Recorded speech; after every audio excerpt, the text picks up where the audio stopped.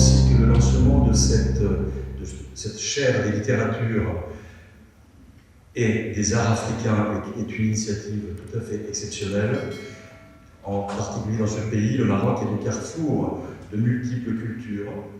J'apprécie d'ailleurs tout particulièrement le lien établi entre littérature et art. C'est pour moi très important, hein. Je suis très sensible à la musique en particulier, mais et également à tout le reste.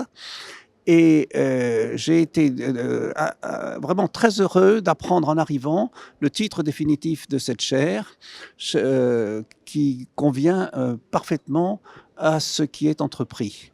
Il s'agit véritablement de découvrir quelque chose qui est, à mon avis, mal connu. On a l'habitude de plonger dans le passé, dans ce que monsieur le secrétaire perpétuel appelle les heures françaises, quand il s'agit du Maroc. Et l'événement qui se produit, c'est véritablement une entrée dans l'actualité, en tenant compte bien sûr du passé, du trésor artistique et littéraire, mais aussi de cette création permanente et de cette création africaine qui a son originalité propre et son immense diversité. Diversité des langues, diversité des talents, diversité des problèmes, et tout ceci va être véritablement extraordinaire, hein. Voilà, et je suis très heureux aussi, j'en profite pour le dire, de connaître depuis quelque temps celui qui va diriger tout cela, monsieur Ebodé, qui est un écrivain d'un très très grand talent, hein. J'ai lu déjà plusieurs romans de lui et je les ai beaucoup aimés.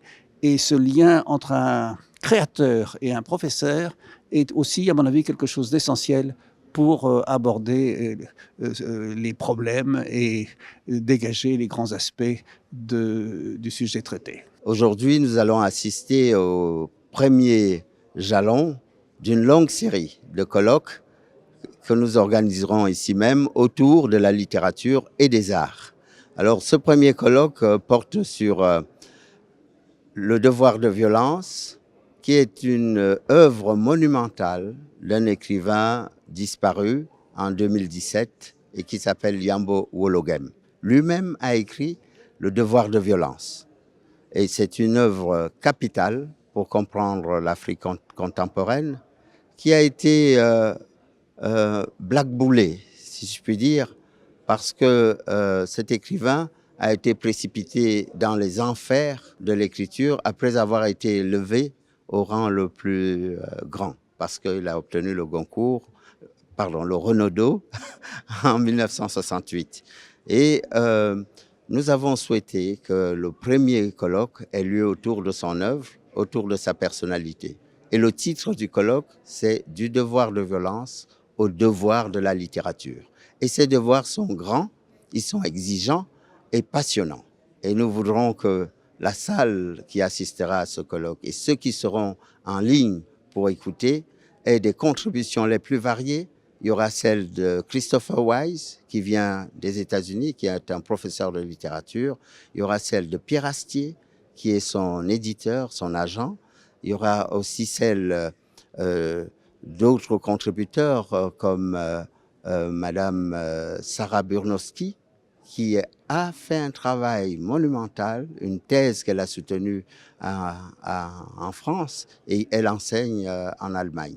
Donc, vous aurez ici aussi une professeure de littérature qui vient de Finlande, qui s'appelle Kaiju Arinen, et qui nous parlera de la question centrale qu'on va aborder, celle du plagiat, alors qu'il s'agit plus d'une prolongation des écrits des autres pour que la littérature ne soit pas vécue comme une cloison, mais surtout comme une manière de prolonger à la fois le cri, à la fois l'amour, à la fois la connaissance. C'est ce que nous allons faire sous la direction ce matin de Dr Rabia Marouche, qui présidera la première séance de ce colloque.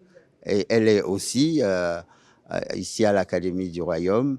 Elle est dans la chaire, celle qui représente la direction de la programmation et aussi de la communication. En quelque sorte, la communication, c'est le nerf de la guerre et je vous remercie d'être présent parmi nous. ما تنساش تشترك في القناة وتفعل الجرس باش يوصلك جديد الفيديوهات من هسبريس.